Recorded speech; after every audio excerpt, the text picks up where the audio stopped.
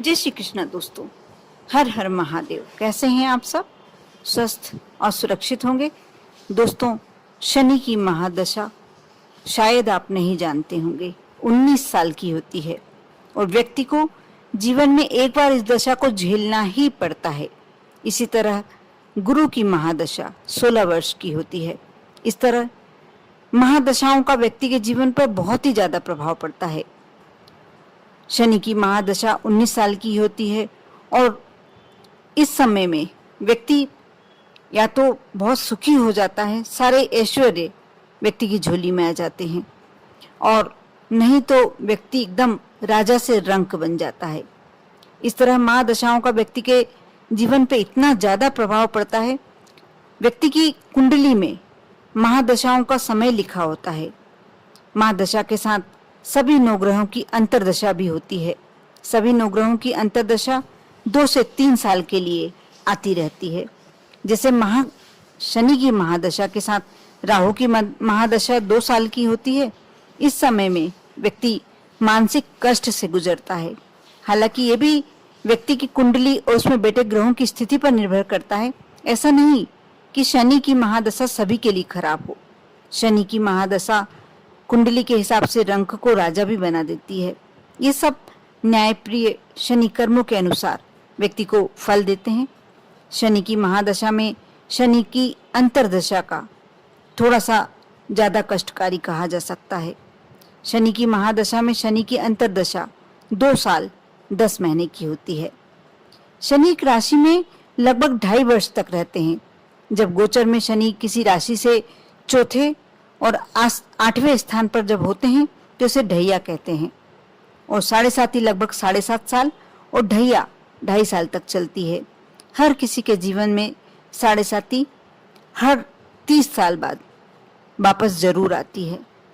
सावन का शनिवार इन सभी दशाओं में यदि कोई उपाय किया जाए तो बहुत ही फलदायी सिद्ध होते हैं। इस समय में काल सर्प योग, रुद्राभिषेक कई तरह से इसके परिणामों को राहत देते हैं। इसलिए शनि की 7.5 और महादशाओं से पीड़ित लोग श्रावण के शनिवार को भोलेनाथ को प्रसन्न करने के लिए विभिन्न अनुष्ठान कराते हैं। श्रावण मास में भोलेनाथ को जल समर्पित करना, शमी पत्र समर्पित करना, बेलपत्र समर्पित करना, ये सब तो करना ही चाहिए।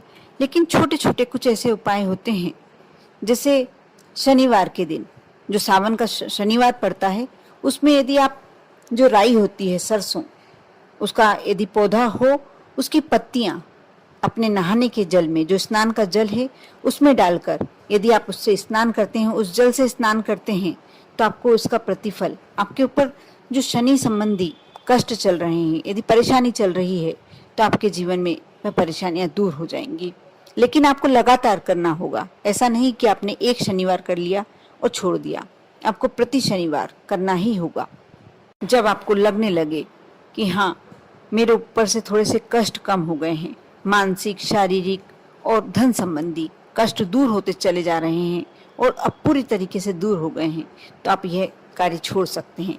इसके लिए सबसे अच्छा उपाय यह है कि आप थोड़े से कुछ जल में, कोई बर्तन में, कलश में आप थोड़ा सा जल रख लें और रात को उन पत्तों को, राई या सरसों के पत्तों को आप उस जल में डाल दें, रात भर रखे रहने दें।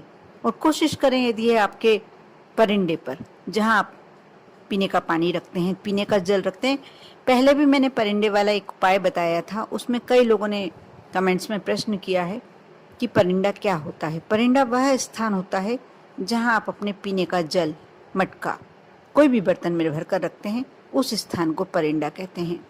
और वो हमारे पितरों से कनेक्टेड होता है, हमारे देवी देवताओं से कनेक्टेड होता है। उस स्थान पर 33 कोटि देवी देवता का वास होता है। इसलिए उस स्थान को हमेशा शुद्ध और पवित्र रखना चाहिए।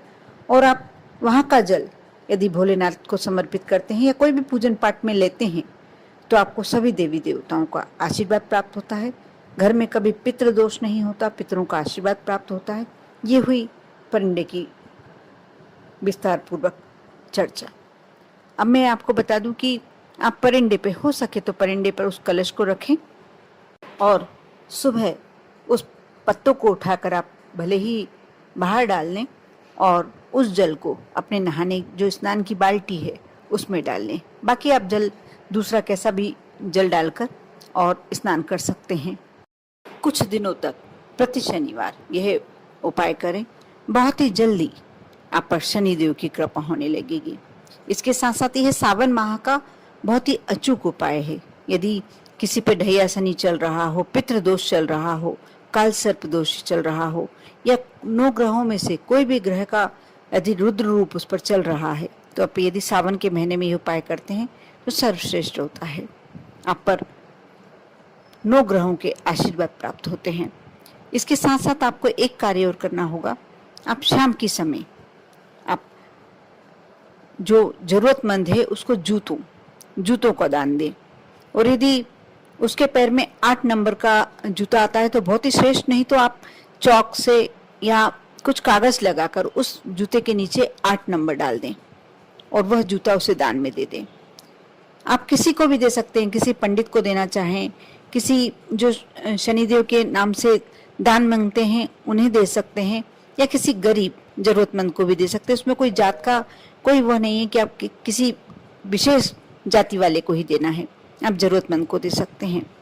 आप जैसे भी वो जूता पहनकर वो चलना शुरू करेगा और वो नंबर जैसे जैसे घिसाएगा वैसे वैसे आपका भाग्य चमकेगा। ये बिल्कुल अचूक टोटका है, इसे आप टोटका कह सकते हैं क्योंकि ये टोटका ही है। शनिवार के दिन हम जब जूता दान करते हैं और जो 8 नंबर का अंक होता है वह आप जब लिख कर देते हैं या 8 नंबर का जूता देते हैं, क्योंकि शनिदेव का नंबर होता है और जूते से भी शनिदेव का ही संबंध होता है। जब आप देते हैं और जैसे जैसे वह नंबर घिसाता है वैसे वैसे आपको आपके ऊपर शनिदेव की कृपा होती है। इसके साथ साथ एक और वस्तु का मैं बताना चाहूँगी कि उसका दान भी अवश्य करना चाहिए। शनिवार के दिन ही करें और सावन में करना ही श्रेष्ठकर होता है। छाता, काले रंग का छाता। आप कलरफुल छाता बिल्कुल नहीं देना चाहते हैं तो आप काले रंग का छाता ही दान करें और इस पर कुछ रुपए, और वह भी आप सिक्का ही रख कर दें, नोट रख के नहीं देना है। भले ही आपको रुपए कितने भी देना है लेकिन सिक्के के रूप में दें। सिक्के रखें और छाती पर और ये दान करें। ये भी आप किसी भी ज़रूरतमंद को दे सकते हैं। अब मैं छाते का महत्व बताती हूँ। आप सभी जानते होंगे जब घर में किसी की मृत्यु होती है तो हम छाता देते हैं। क्यों देते हैं? क्योंकि वह छाता हमें बहुत सारे कष्टों से बचाता है। आगे का जो मरने के बाद व्यक्ति की यात्रा होती है उसको सहज बनाता है। और छाता बहुत तरह से आपको कई परेशानियों से बचाता है। जैसे आप यदि छाता लेकर जाते हैं तो धूप में जाते हैं तो धूप से बचाव होगा, बारिश में जाएंगे तो बारिश से बचाव होगा। उसी प्रकार जब आप छाता दान करते हैं तो इसका प्रभाव यहाँ तक की होता है कि आपको ना किसी तरह की परेशानियों से भी आपको हमेशा बचाव होता रहेगा। और ये सारे कार्य करने से भगवान शनिदेव प्रसन्न होते हैं और आपको लक्ष्मी का वरदान देते हैं, सुख शांति का वरदान देते हैं, सौभाग्य का वरदान देते हैं और स्वास्थ्य का वरदान देते हैं। आप शारीरिक रूप से, मानसिक रूप से स्वस्थ और सहज रह पाते हैं। कर देखिए, बहुत ही अच्छे उपाय बताए हैं और कर सकते हैं। कोई भी ऐसा उपाय नहीं है जिसे आपको करने में कोई ज़्यादा प्रॉब्लम हो। करके देखिए, विश्वास बनाए रखें। विश्वास के साथ ये उपाय करेंगे, ज़्यादा फलदायक होंगे। आप पर और आपके पूरे परिवार पर शनिदेव की कृपा हमेशा बनी रहे। ओम नमः शिवाय।